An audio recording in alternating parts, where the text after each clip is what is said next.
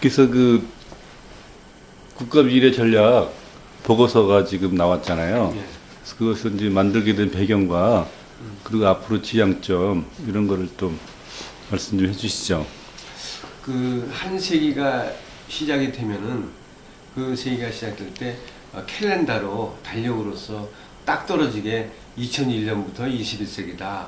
아니면 1901년부터 20세기다. 이렇게 이제 보통들은 캘린더적으로는 얘기하지만 실제적으로 세상 일이라는 것이 어느 한 시기에 구분해서 나타나는 게 아니고 대개 역사적으로 봤을 때 한 십몇 년 지난 다음에 이제 그 다음 세기가 시작되는 것을 볼 수 있다. 왜냐하면 그 전 세기의 어떤 앙금이라든가 전 세기의 어떤 문제 같은 것들이 어느 정도 해소가 되고 새로운 어떤 새로운 문명이 들어서거나 하는 식으로 해서 세계가 바뀌더라. 그래서 대개 한 십몇 년 하는데 예컨대 20세기만 하더라도 1901년에 우리가 끝날 줄 알았다. 그리고 사실 또 시작됐을 때 보면은 1901년부터 하지만 우리가 봤을 때 1908년에 이른바 포드 자동차의 T 모델이라는 걸 해서 자동차가 이제 상업용으로 누구든지 셀러리맨도 자동차를 사고 할 수 있는 그런 그 모토라이젠 시대가 본격적으로 열렸고 또 이어서 1911년에 이제 그 테일러라고 하는 혁명적인 어떤 그 생산 시스템 이런 시스템이 나와갖고 이제 그 했는데 그것이 이제 20세기를 갖다 시작되는구나 했다. 그러나 따지고 그때 이제 그래서 20세기는 굉장히 그 생산혁명의 시대, 자동차의 시대라고 규정을 하려고 했는데 더 큰 사건이 1914년에 터졌다. 그 사건은 제1차 세계대전이고 그것이 또 이어져서 2차 세계대전이 이어져 갖고 결국 20세기의 모든 정신이라든가 모든 사회를 두 개의 전쟁이 지배하게 되는 그런 시대가 됐기 때문에 20세기를 규정할 때는 20세기는 산업혁명의 시대라 좋은 그 자동차혁명의 시대라고 하는 거보다는 오히려 전쟁의 세기였었다. 이렇게 이제 보통들 규정을 합니다. 근데 그렇다면 21세기는 어떤 세기였느냐? 우리는 2001년부터 21세기를 시작된다고 보지만 사실은 1998년에 97년, 98년에 이제 세계적인 어떤 IMF 사태가 금융 위기가 돌아왔었고 우리나라가 가장 많은 타격을 받은 나라 중 하나지만 그거 지나서 전 세계가 그로부터 몇 년 지나서 2002년, 3년 이럴 때 가서 새로운 21세기가 시작되는구나. 왜냐하면 그러면서 이제 그 IMF 쇼크로 탈출하는 것이 2000한 2, 3년 이제 되는데 그러나 2008년 9월에 가서 또 다른 금융위기, 그러니까 미중류의 어떤 그 세계적인 금융위기가 왔다. 이른바 리만 쇼크. 이 쇼크가 옴으로 인해 갖고 또 21세기의 어떤 모습을 우리는 보지 못하고 또 지나갔는데 그것이 결국은 5년 후에 지금 현재 오늘날 이 시점에서 모든 나라들이 탈출구를 찾기 시작했다.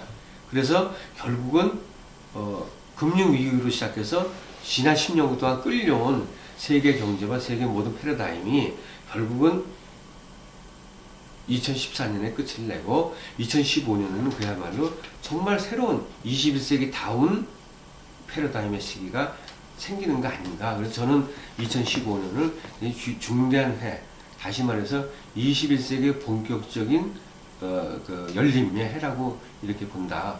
이렇게 본다면은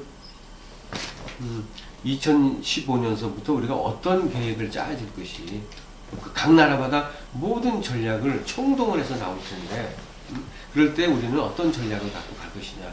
이것은 개인의 어떤 그 문제도 되지만 국가적으로 굉장히 중대한 어떤 그 전환점에 서게 된다. 이걸 어떤 사람들은 21세기의 가장 큰 문명적 패러다임 시프트가 이루어지는 해라고도 얘기할 수 있다. 근데 다만 우리는 미래 전략을 하면서 적어도 이 세기 동안 살아갈 수 있는 우리 후손들 위해서 봐야 되는데 그 사람들 위해서 준비해야 되는데 적어도 우리가 할 수 있는 것은 그래도 우리가 어느 정도 만들어주고 예측하고 만들어줄 수 있는 그 건이 한 세대다. 한 세대가 30년이라고 한다면은 지금부터 시작해서 2045년이 되지 않느냐. 그래서 2015년에 만든 2045년 보고서가 몬슬 레포트다 라고 이렇게 규정할 수 있겠습니다. 근데 몬슬 레포트의 특징은 막연히 예측으로 하는 게 아니라 그래서 현재에서 조금 나아진 미래, 조금 더 내다볼 수 있는 미래에서 미래만 예측하는 것은 전망 보고서가 아니고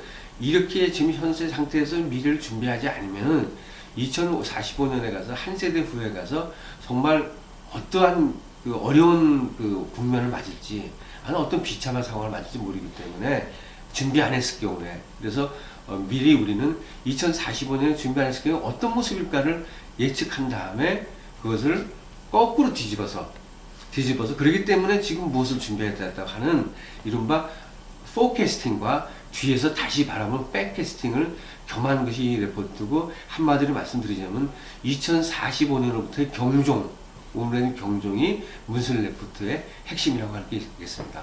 아이고 잘하시네요. 그러면은 요거 말고 지금 요거 저기 됐어 이제? 네, 판교 그 있잖아요. 그거는 제가 판교 한 간단하게 하면 제가 내가 지금 감기 걸려갖고 유튜브에 올려드릴게요. 약도 좀 먹어. 아, 이 사람 참 아주 어렵게 하시네. 내가 요새 기침이 심해갖고 그렇죠. 그래서 저기 어저께 병원에 갔더니 대학병원에 갔지.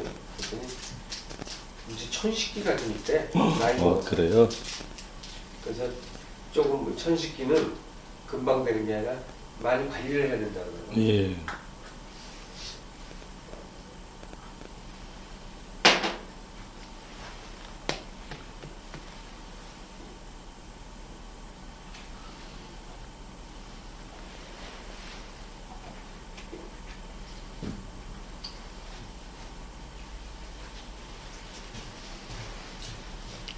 입이 타.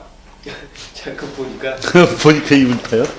그러면 여기는 이제 요거 별도로 한 뭐 3, 4분 정도 해서 판교가 어떤 곳인지 그 다음에 판교가 왜 이렇게 세계적인 허브가 될 수 있는지 그 다음에 이제 지스텝에서 판교를